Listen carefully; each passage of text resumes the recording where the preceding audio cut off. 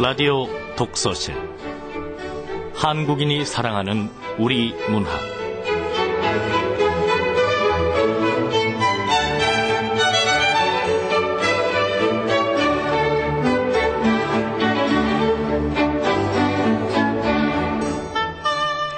안녕하세요. 아나운서 김경란입니다.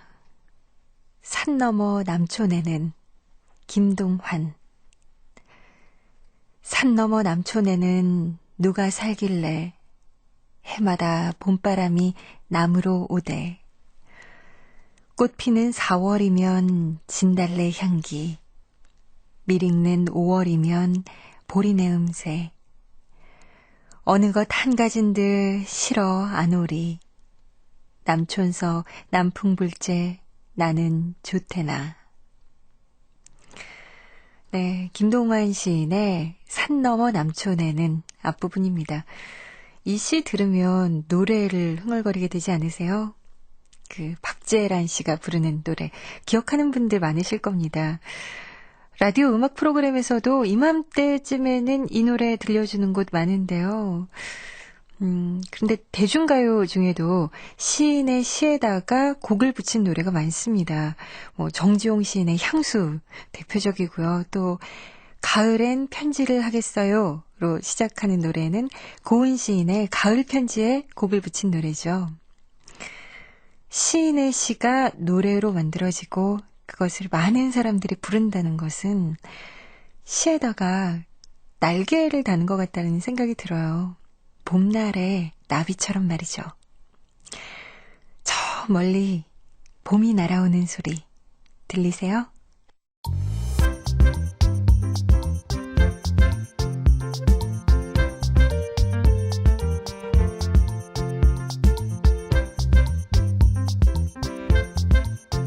소리로 만나는 책 라디오 독서실.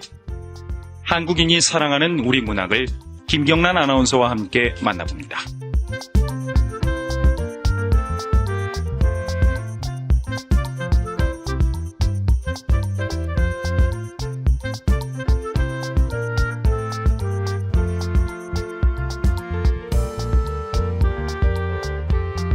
라디오 독서실 오늘 소개할 작품은 2009 이상문학상 대상 수상작입니다. 김현수 작가의 산책하는 이들의 5가지 즐거움.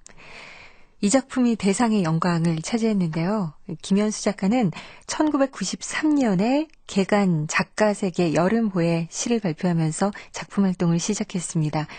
94년에는 가면을 가리키며 걷기로 제3회 작가세계 문학상, 또 2001년엔 굿바이 이상으로 제14회 동서문학상, 또 2003년 내가 아직 아이였을 때로 동인문학상, 2005년 나는 유령 작가입니다로 제13회 대산문학상, 2007년 달로 간 코미디언으로 황순원 문학상을 수상했죠. 정말 상복이 많은 작가다 할 수 있겠는데요. 자, 이번에 이상문학상까지 수상을 하게 됐습니다. 어떤 작품일지 지금부터 만나보겠습니다. KBS 라디오 독서실 한국인이 사랑하는 우리 문학 2009 이상문학상 대상 수상작 김현수 작가의 산책하는 이들의 5가지 즐거움입니다.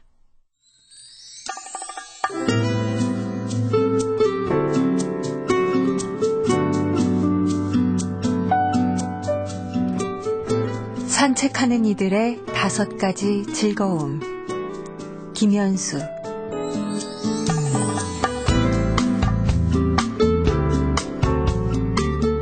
하나. 짧은 시간에 척척. 석 달 조금 못되게 불면의 밤을 보내면서 그는 곤충들이 부럽다는 결론에 이르렀다. 예컨대 지네는 다리 10개를 잃고도 다리가 없어졌다는 사실을 모른 채 그냥 도망간다.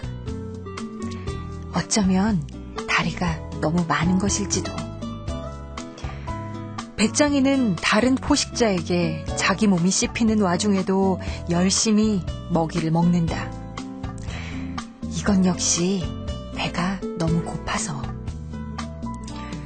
교미가 끝난 수컷 사마귀는 암컷에게 머리가 먹힌 뒤에도 도망갈 생각도 하지 못한 채 사랑에 열중한다. 하긴 어렸을 때 동네에 그런 아저씨가 있다는 소문을 들은 적도 있었지. 누군가 목을 잘랐어도 아마 그 사람이라면.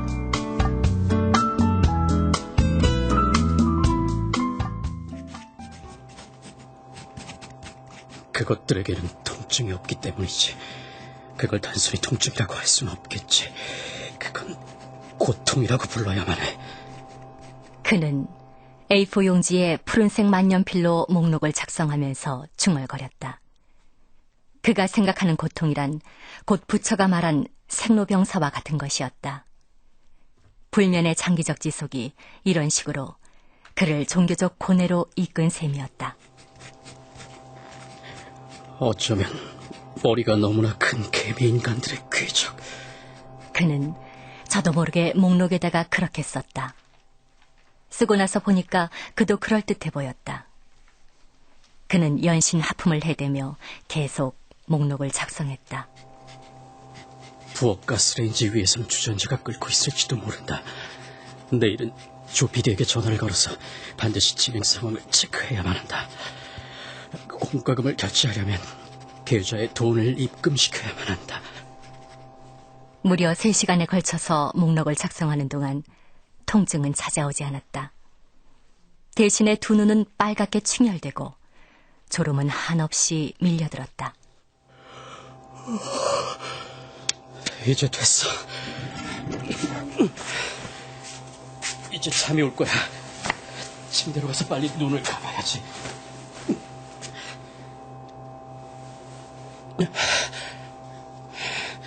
자야 돼. 잘 수 있어.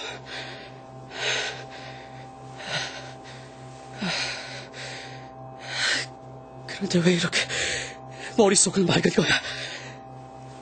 자야 돼. 제발.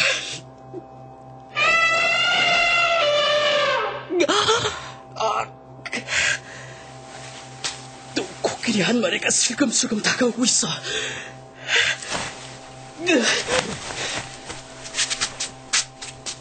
그는 다시 침대에서 일어나 거실로 나갔다.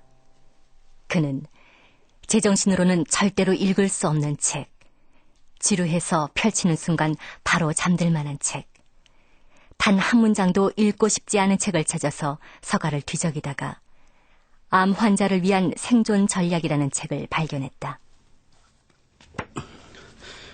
암 환자를 위한 생존 전략? 왜 이런 책이 여기 꽂혀있지? 암 환자가 등장하는 영화를 찍을 생각이었나? 거울 기법? 거울 기법이 뭐지? 모든 말에는 거울 기법이 필요하다. 환자와 의사의 대화. 환자는 곧 거울이고 거울 기법은 다음과 같다. 의사 선생님, 사흘이라면 구체적으로 어떤 뜻입니까? 사흘 연속으로 하루 1시간가량 걸리는 치료를 받아야 한다는 뜻입니다. 그럼 사흘 동안 하루 1시간씩만 치료를 받고 치료가 끝나면 집으로 돌아갈 수 있다는 겁니까? 그렇죠. 의사가 말한다. 그렇지요. 거울 기법이 이런 거다 이거지. 다음 내용도 읽어볼까? 뭐야? 의사가 코끼리야? 어느 순간 의사가 코끼리로 바뀌면서 정신이 번쩍 들었다. 그는 환자의 처지가 되어 코끼리의 말을 그대로 따라했다. 코끼리가 보이는 한 그의 불면증은 치유가 불가능한 질환이었다. 그는 다시 책을 뒤적이다가 Y씨를 발견했다. 아마도 Y씨가 아니었다면 그는 고통으로 인한 불면이 다시 불면의 고통으로 바뀌면서 만들어내는 이 지구 바깥의 궤도만큼이나 거대한 순환고리에서 단 한 발자국도 벗어나지 못하는 달과 같은 신세가 됐을 것이다. Y씨는 저자와의 인터뷰에서 이렇게 말했다. 이런 걷기의 이점이 또 하나가 있어요. 밤이면 아무래도 병에 대한 생각에 빠져서 제대로 잠을 이루지 못할 때가 많아요. 하지만 산책을 한 날은 몸이 피곤한 탓인지 금방 잠들 뿐만 아니라 숙면에 취할 수가 있더군요. 산책으로 친구랑 즐거운 시간을 보내고 돌아오면 예전에는 능률이 오르지 않던 집안일도 짧은 시간에 척척 해치우게 된답니다. 짧은 시간에 척척. 짧은 시간에 척척. 그는 목록을 적은 A4 용지를 가져와 맨 아래쪽에다가 그렇게 썼다. 짧은 시간에 척척. 그가 산책을 시작한 이유는 바로 그 문장 때문이었다.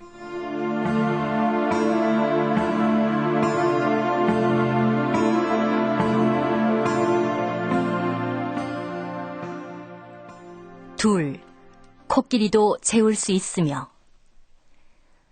Y씨의 인터뷰를 읽은 그날 밤 당장 그는 산책해야겠다고 마음먹고 집 밖으로 나섰다. 대략 새벽 2시 정도. 보름달 주위로 환한 기운이 감돌던 깊은 밤이었다.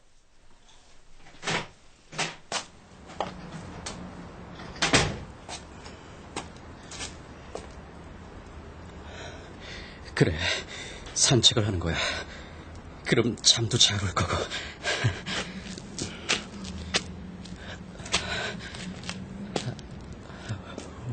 왜 이러지? 산책이라는 건 그냥 한 걸음 한 걸음 떼면서 걸어가는 거 아니야? 근데 왜 이래? 가슴이 쿵쾅거리고 얼굴이 후끈 달아올랐다. 그는 맨션 주차장 옆에 서서 좌우로 길게 이어지는 골목길을 바라봤다.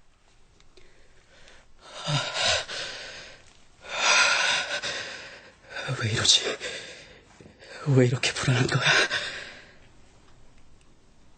그는 차가운 새벽 공기를 깊이 들이마셨다가 내뱉었다.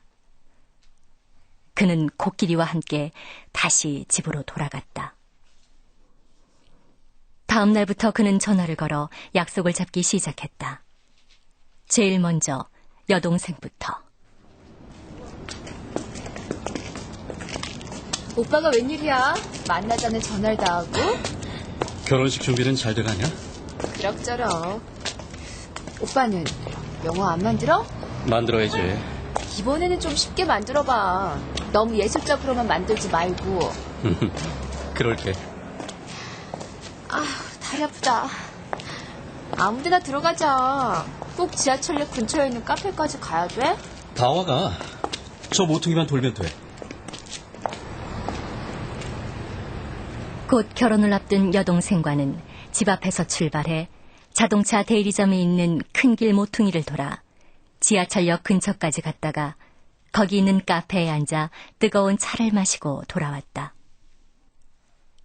그날 저녁에 그는 Y씨와 마찬가지로 생각보다 오래 잠을 잘 수 있었다.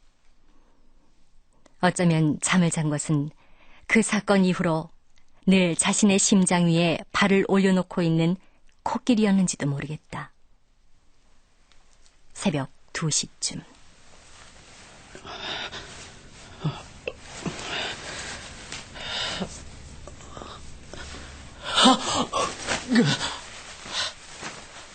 격심한 고통으로 잠에서 깨어난 그는 다시 암 환자를 위한 생존 전략을 펼쳤다. 아무 곳이나 그냥 내키는 대로. 거기엔 이런 말들이 적혀 있었다. 두 눈을 감고 아프다고 생각하는 부위를 바라보세요.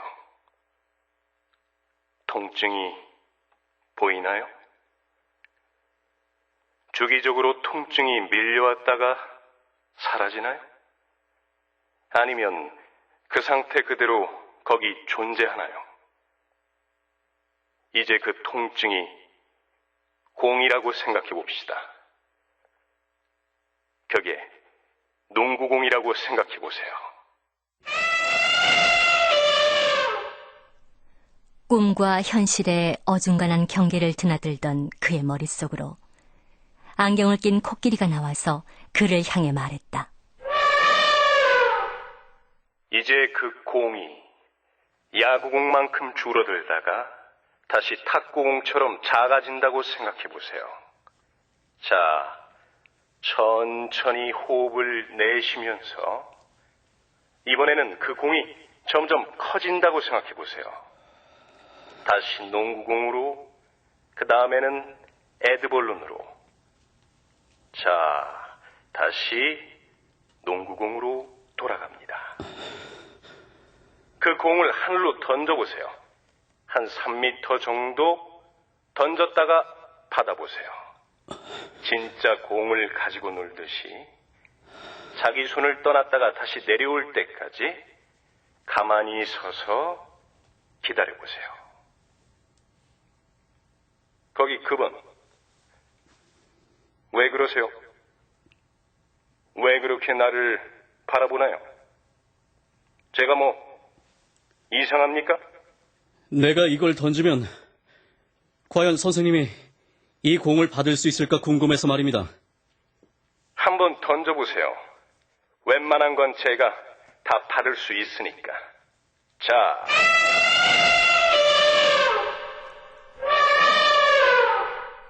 코끼리가 두 팔을 벌리면서 말했다. 그는 오른손을 들고 코끼리에게 뭔가를 던지려는 신용을 하다가 팔을 내려놓았다. 아니, 왜 그러세요? 이걸 선생님이 어떻게 받겠어요? 제 건 지구만 한데. 행복은 자주 우리 바깥에 존재한다. 사랑과 마찬가지로. 하지만 고통은 우리 안에만 존재한다. 우리가 그걸 공처럼 가지고 노는 일은 그러므로 절대로 불가능하다. 만약 실제로 그가 코끼리에게 갑자기 그 공을 던졌다면 코끼리는 그 자리에서 죽었을지도 모른다.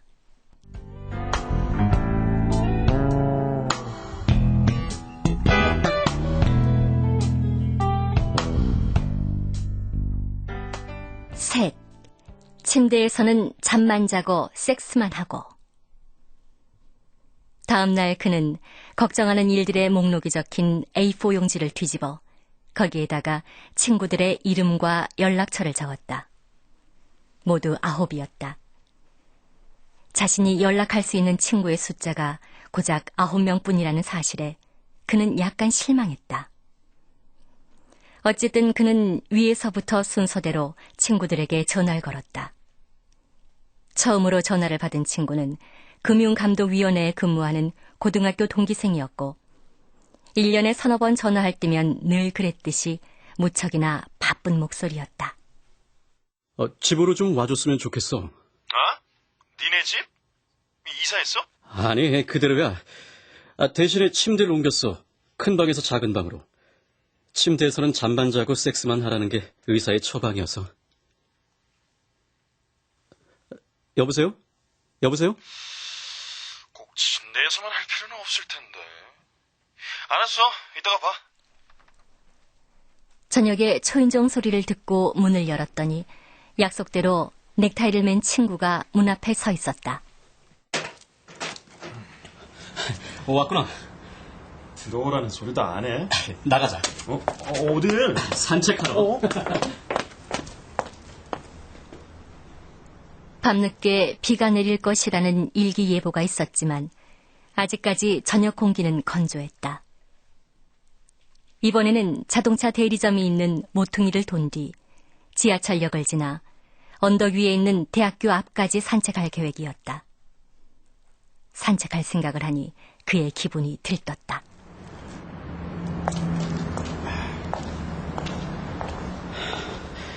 코끼리는 더 이상 생각하지 말자.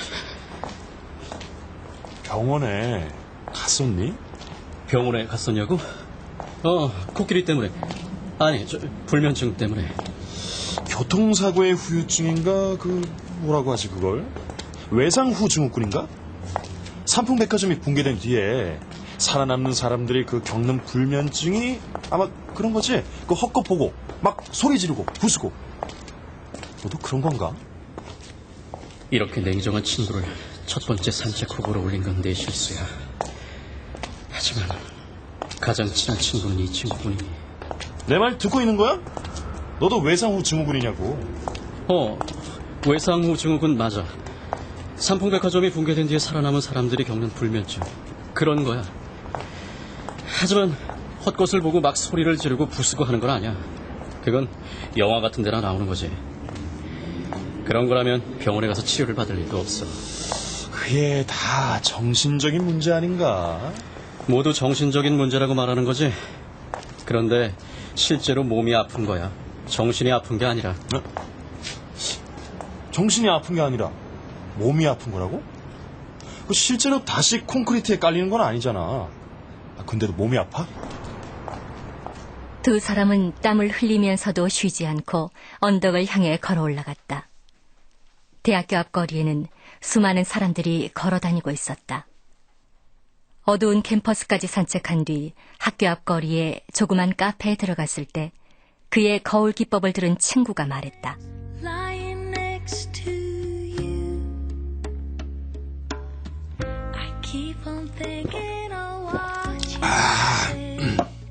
백혈구?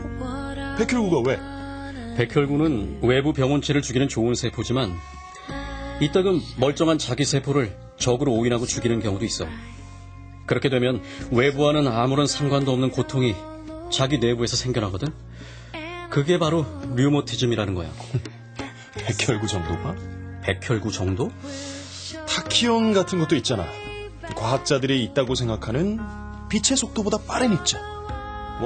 증명할 방법은 없지만. 타키온, 있다고 생각하는, 하지만 증명할 수 없는 입자. 그러니까 나의 코끼리처럼 말이구나. 그렇지. 너의 코끼리처럼. 너의 고통이 만들어낸 그 코끼리처럼. 사실은 없는 거지.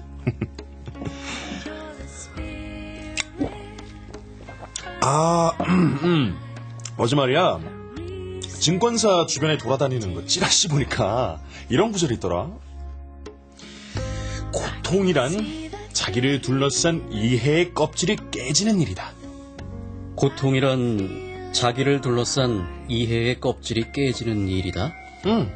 칼릴 지브란이라는 사람의 말이야. 요즘에 그 찌라시 수준이 높아.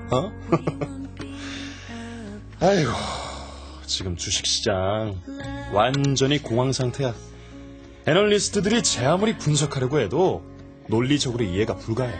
다들 미칠 지경이지.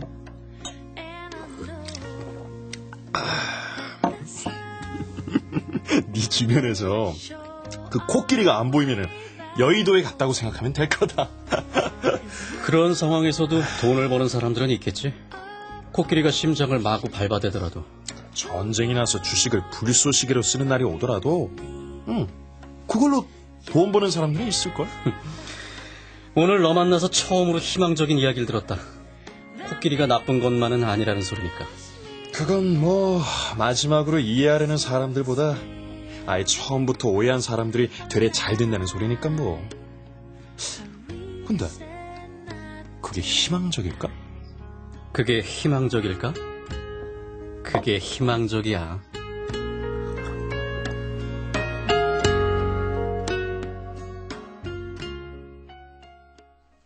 그가 기분 좋게 맥주를 마시면서 말했다. 그날 밤의 산책은 그렇게 끝이 났다.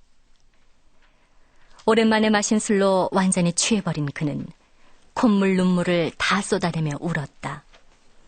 기러기들이 외치듯이 친구의 품에 안겨서 꺼이. 그녀 때문이었다. 그와 그녀도 아예 처음부터 서로 오해한다고 생각한다면 좋았을 텐데. 이해한다고, 서로 완벽하게 이해한다고 생각했다니.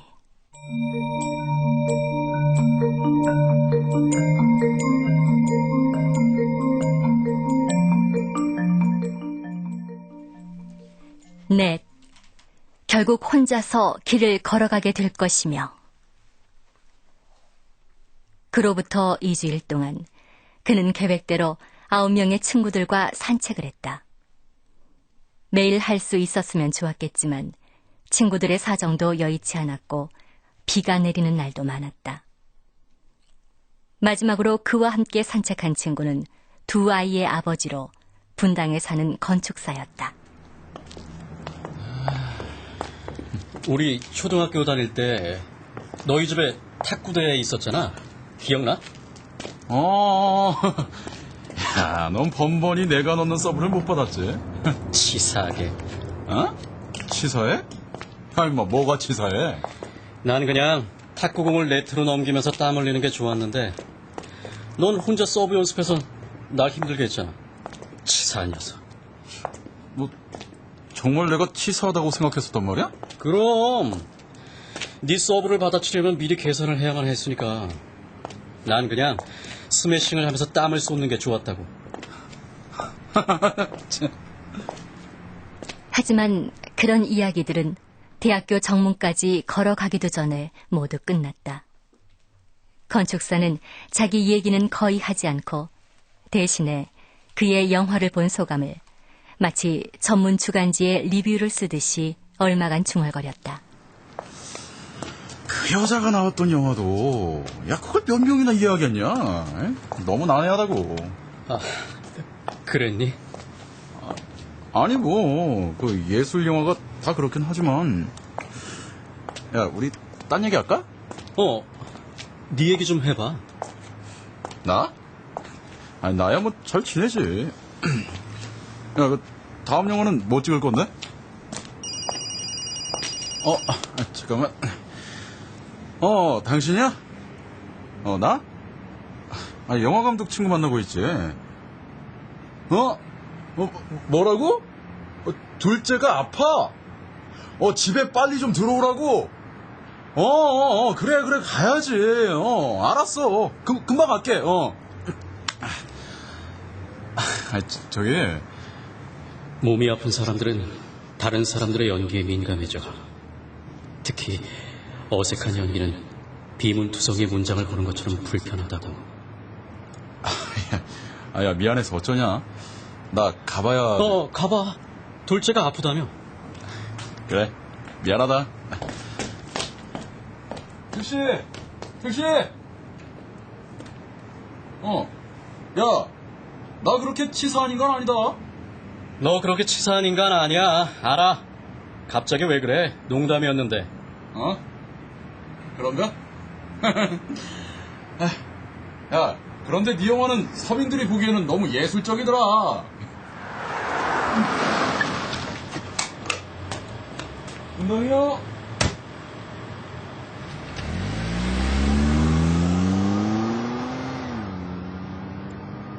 그런데 분당까지 택시를 타고 갈 생각인가?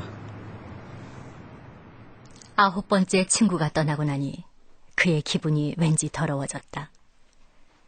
둘이서 땀을 뻘뻘 흘리며 한없이 듀스를 이어가던 1980년대 초반의 어느 오후는 멀리, 분당보다도 훨씬 더 멀리, 아마도 우주 저편으로 가버린 것 같았다.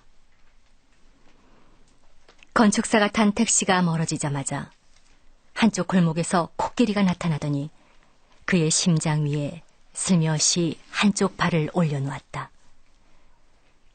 코끼리는 고민하는 것 같았다. 힘을 줄까 말까.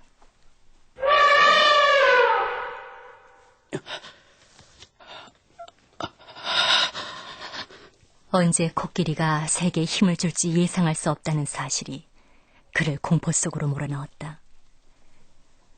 조심스럽게 한 걸음 내디뎌 봤다. 역시 변화는 없었다. 그러다가 7발자국 정도 갔을 때 갑자기 코끼리가 발에 힘을 줬고 그는 오른손으로 가슴을 만지며 멈춰서서 숨을 몰아쉬었다.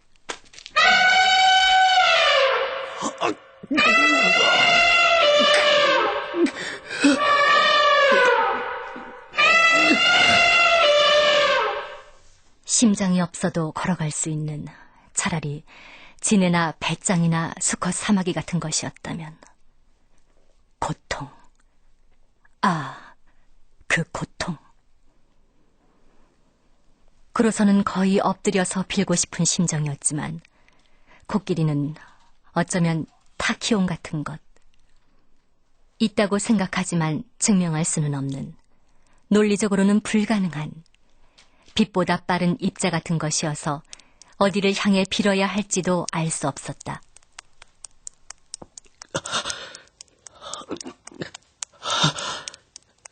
이게 뭐야? 얼어붙은 듯 가만히 멈춰선 그의 발뚝으로 반짝이는 뭔가가 툭 떨어졌다. 이윽고 또 툭, 그리고 투둑. 빗방울이었다. 그는 고개를 젖히고 하늘을 올려다봤다. 푸른 기운은 전혀 보이지 않는 불투명한 검은색 하늘을 배경으로 저 먼 곳에서 빗방울들이 떨어지고 있었다. 가만히 고개를 젖히고 그가 중얼거렸다. 조금이라도 좋으니까 잠깐만 이렇게 서 있자.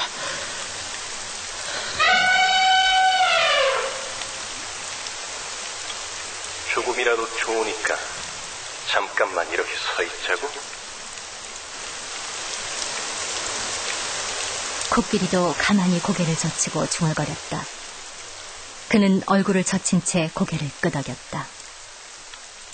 그건 언젠가 둘이서 한강 고수부지에 갔다가 크게 싸우고 난 뒤에 이젠 끝이라며 혼자 걸어서 가겠다며 어둠을 향해 걸어가는 그녀를 그냥 바라보다가, 아마도 그렇게 바라보고만 있다가는 오랜 세월이 흐른 뒤에 분명히 후회하고 말 것이라는 생각이 들어 달려가 그녀를 가로막고 서서 그가 했던 말이었다. 그냥 가게 내버려둘 걸 그랬나? 그렇게 붙잡지 말 걸 그랬나? 그래서 후회하는 거야? 그래서 후회하는 거냐고.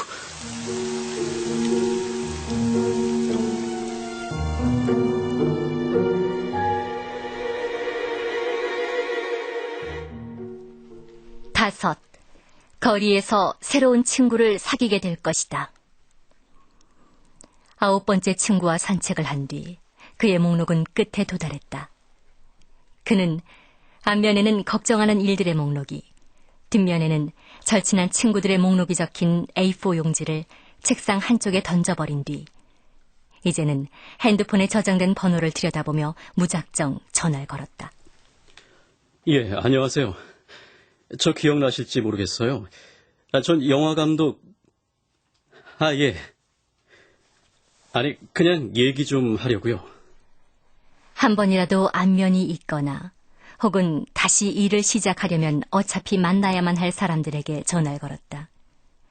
사람들을 만나면 그는 이렇게 말했다. 우리 좀 걸을까요? 그렇게 산책을 위해 사람들을 만나던 어느 날, 그는 책상 위에 쌓여있던 걱정하는 일들의 목록을 치우다가 그 밑에 엎어놓은 암 환자를 위한 생존 전략을 발견했다. 그는 다시 책을 훑어보다가 출판사에 전화를 걸어 저자의 연락처를 문의했다. 암 환자를 위한 생존 전략 저자 Y씨의 연락처를 알려달라고요? 네, 저도 비슷한 고통을 겪고 있어서요. 그럼 폐암 환자세요? 고통받는 건 비슷합니다. 잠깐만요. 연락처가... 근데 Y씨 참 대단한 여자 아니에요? 51살에 폐암 선고를 받고 방사선 치료를 받다가 딱 한마디 남기고 병원을 떠났대잖아요. 네, 저도 그 여자분이 했다는 말 책에서 읽었어요. 부작용으로 고통받느니 차라리 내 몸의 병으로 고통받겠어요. 참 대단해. 그때부터 경복궁에서 무작정 걷기만 했다는데 지금까지 살아있잖아요. 그렇죠. 산책의 달인까지 됐고요. 연락처 여기 있네. Y씨는 경복궁 경내를 걷고 또 걸었고 그 결과 장기 생존에 성공했으며 산책의 달인이 됐다. 그는 Y씨에게 연락했고 그와 Y씨는 경복궁에서 만나 벌써 1시간째 걷고 있다. 폐암 선고받고 병원에 누워있을 때 병문안 온 사람들 중에 제일 싫은 사람들이 어떤 사람인 줄 아세요? 글쎄요. 자꾸 시계 들여다보는 사람들이 제일 싫었어요. 쟤까지 것들이야 발톱을 깎아도 아주 수백 번은 더 깎을 거 아니야? 이런 식이니까. 그렇겠네요. 암 선고를 받으면 질문의 연속이에요. 처음에는 소박한 의문부터 시작하죠. 혹시 오지는 아닐까? 다음은 저건 정맥주사일까? 비타민제일까? 근데 어떤 질문은 금방 해답을 구할 수도 있고 어떤 질문은 영원히 해답을 구할 수가 없더라고요. 예를 들어서 이렇게 걷다가 갑자기 아랫배가 아프기 시작하는 거예요. 그러면 질문을 하게 되죠. 제발인가? 예. 이건 누구도 당장 알 수 있는 건 아니잖아요. 그렇지만 그 답을 알지 않고는 꼼짝도 하지 못할 것만 같은 기분이 들어요. 그런 의문의 답은 당장 알 수 있는 건 아니겠죠. 말하자면 지금 당장 죽을 수도 있다는 공포 같은. 그렇죠. 언제라도 나는 죽을 수 있다는 공포. 119 구급차가 이 고군 안쪽까지 들어와서 바닥에 쓰러진 나를 태우고 가는 환상. 구급차가 들어온다면 과연 어디로 들어올까? 심지어는 그런 것도 궁금해서 관리사무소에 문의한 적도 있어요. 그리고 Y씨는 또 깔깔거리며 웃음을 터뜨렸다. 두 사람은 연못 주위에 심어놓은 버드나무 그늘 속으로 걸어가기 시작했다. 스피커에서는 곧 문을 닫을 시간이 다가오니 경내에 있는 관람객들은 준비하라는 안내방송이 흘러나오고 있었다. 서울의 한복판이었지만 거기는 참으로 고요했다. 제 말이 다음 작품을 찍는데 도움이 됐으면 좋겠네요. 제목이 뭐라고 하셨더라? 산책하는 이들의 5가지 즐거움이에요. 그 영화로 다시 부자가 되기를 바랄게요. 코끼리 먹이 살 돈은 있어야만 할 거 아니야. 취재 더 하고 싶으시면 토요일에 다시 오세요. 암 환자를 위한 고공산책이라는 프로그램이 있으니까. 물론 내가 만든 모임이에요. 알겠습니다. 다시 또 오겠습니다. 두 사람은 출구를 빠져나와 고궁 앞에 광장을 가로질렀다. 혼자서 걷기 시작할 때 사람들은 저마다 다른 곳에서부터 걷기 시작한다. 그렇게 저마다 다른 곳에서 혼자서 걷기 시작해 사람들은 결국 함께 걷는 법을 익혀나간다. 주차장을 빠져나온 그들의 눈앞으로 버스로 바리케이트를 치고 4차선 도로를 봉쇄한 경찰들이 보였다. 어디선가 함성이 요란했다. 두 사람은 눈앞에 펼쳐진 장면을 바라봤다. 검은색 진압복을 입고 열을 맞춰 앉아있는 경찰들과 그보다 뒤쪽에서 무전기를 든 손으로 팔짱을 끼고 그들을 바라보는 지휘관들과 그보다 더 뒤쪽에서 대기하고 있는 살수차와 앞쪽에서 서로 뒤엉킨 채 버스와 담벼락 사이를 막고 선 또 다른 경찰들과 그들의 검은색 투구에서 2m 정도 위쪽으로 지나가는 바람과 어디선가 들려오는 함성과 또 함성과 또 다른 함성과 고통.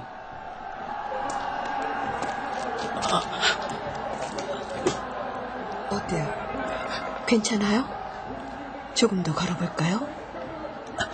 네, 조금 더 걸어보자는 말이죠. 그래요. 이 거리 제가 좋아하는 거리니까. 그리고 그녀와 꼭 붙어서 다니던 거리니까. 맞아요. 저도 좋아하는 거리예요. 그렇게 걸어가는 그들을 향해 무전기를 든 경찰 하나가 두 팔로 X자를 만들어 보인 뒤 오른손을 뻗어 길 뒤쪽을 가리켰다. Y씨와 그는 경찰이 가리키는 쪽으로 고개를 돌리고 바라봤다. 또한 코끼리와 지네와 배짱이와 수컷 사마귀와 함께 그것을.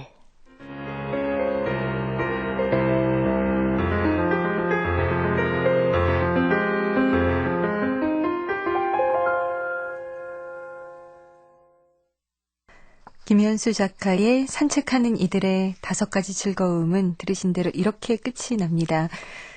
제가 끝부분만 다시 한번 읽어볼게요. Y씨와 그는 경찰이 가리키는 쪽으로 고개를 돌리고 바라봤다. 또한 코끼리와 지네와 배짱이와 수컷 사마귀와 함께 그것을. 네, 이 작품에 대한 자세한 얘기 문학평론가인 조선대학교 김형중 교수 전화로 모시고 얘기 나눠보겠습니다.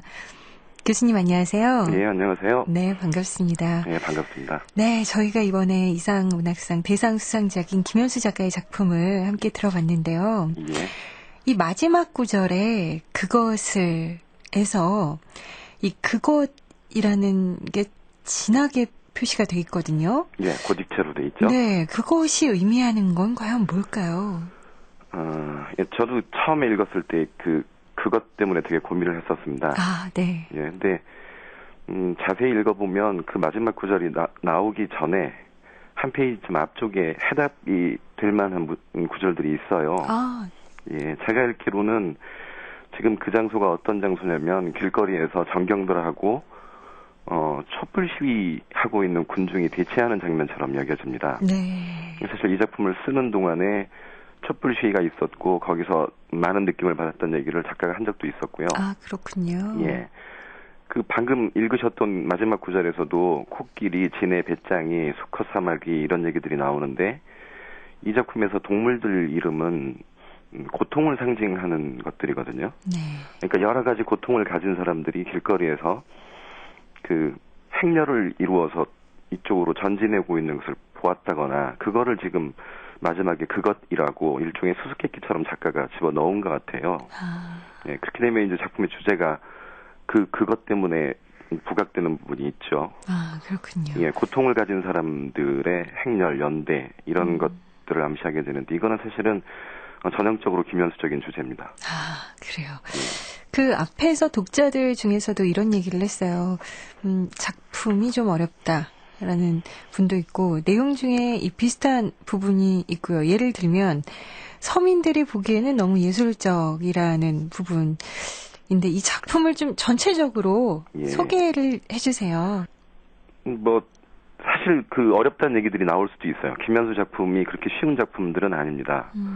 저는 독자들한테 이 작품을 그렇게 읽었으면 싶어요. 일종의 연애소설, 그러니까 실현당한 사람이 주인공인 소설로 읽으면 작품이 잘 읽힐 것 같습니다. 아, 그래요? 예, 죽은 자기 여자친구 얘기가 종종 몇 구절 등장을 하는데, 지금 이 화자가 고통스러워하는 이유, 네.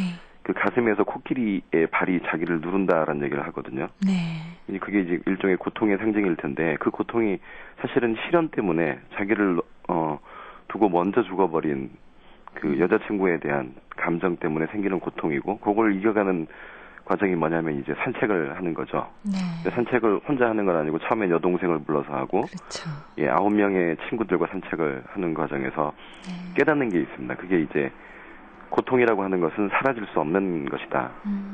그러니까 고통을 없애는 게 아니라 고통하고 어떻게 동거할 것인가를 배워가는 과정이고 그 다음에 나의 고통이라고 하는 것이 타인들한테는 타인의 고통에 불과해서 내가 아무리 친구들한테 그런 얘기를 하더라도 이해될 수 없다라고 하는 것. 그러니까 고통은 자기만의 것이고 그걸 안고 살아가는 것인데 타인에게 이해될 수 없는 고통에 대한 깨달음을 얻는 것 같아요. 그러니까 마지막에 이제 마지막 산책자 같이 산책했던 사람이 Y인데 Y한테 최종적으로 깨닫게 되는 게 그거죠. Y는 평생을 걸으면서 암이라고 하는 고통을 더불어서 살아왔던 사람이니까 그런 얘기인 것 같습니다. 그 마지막에 봤던 그것이라고 하는 거는 이제 그런 식으로 각자의 고통을 가진 사람들이 연대하는 장면, 가령 촛불 시위라거나 이런 장면을 상징하는 것처럼 보이고요.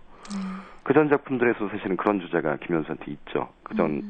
전작 장편 같은 경우에서도 혼자인 것 같지만 사실은 별자리처럼 모두 연결되어 있다라고 하는 것. 고통이 각자이지만 촛불 시위에서 봤듯이 많은 사람들의 고통이 하나로 뭉치기도 한다라고 하는 거. 이게 지금 김현수가 생각하는 희망이거나 전망인 것 같아요. 이 산책하는 이들의 5가지 즐거움이라는 작품을 통해서 작가가 말하고 싶은 게 타인의 그 고통 그리고 그 고통들을 갖고 있지만 또 그 속에서 소통하는 그런 우리의 모습들을 말하고 싶었던 걸까요? 타인의 고통에 대해서 말한다는 건 분명한 것 같고요. 네. 근데 문제는 이 사람이 소통에 대해서 얘기하는지는 잘 모르겠어요. 소통에 대해서 얘기하는데 주인공이 결국 깨달은 거는 소설 속에서 그런 얘기를 자꾸 해요. 나의 고통이라고 하는 것도 타인한테는 타인의 고통이고 내가 코끼리한테 눌리는 것처럼 누구한테는 사마귀, 누구한테는 공룡 이런 방식으로 누구나 다 고통을 가지고 있는 것이죠. 그게 이해될 수는 없는 거라고 하는 것.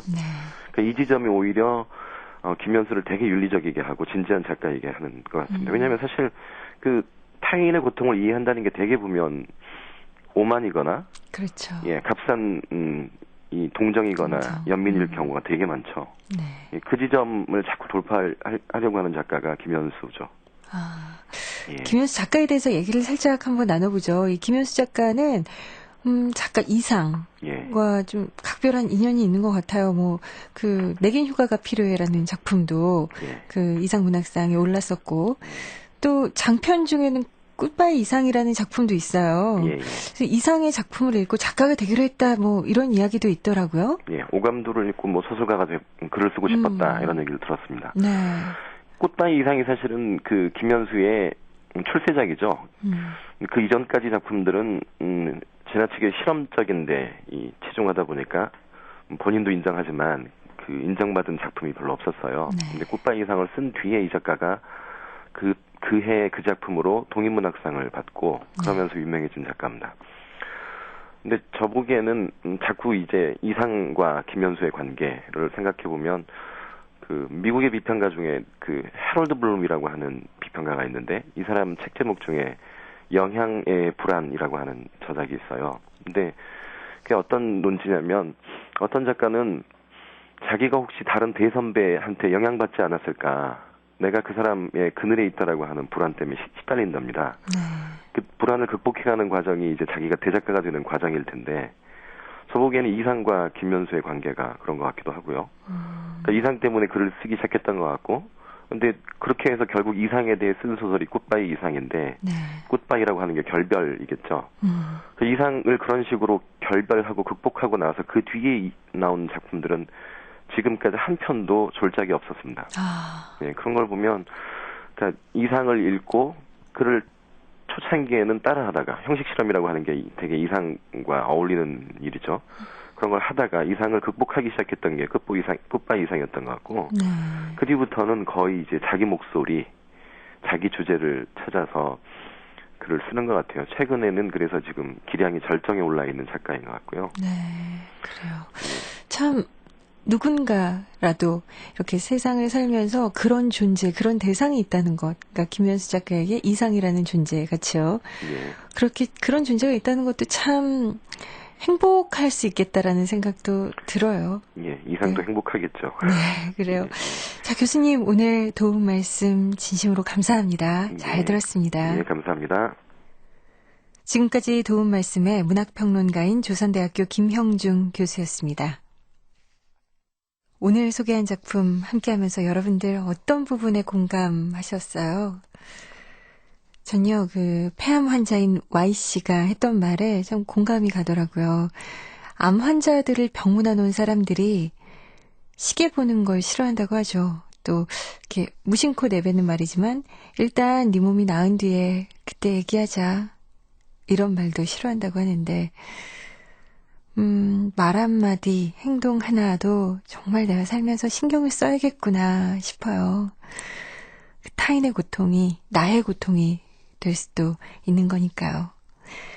지금까지 2009 이상문학상 대상 수상작 김현수의 산책하는 이들의 5가지 즐거운 편, 음악 최현석, 효과 안익수, 노동걸, 김기평, 기술 이흥규, 극본 서현희, 제작 박기환, 진행의 김경란이었습니다.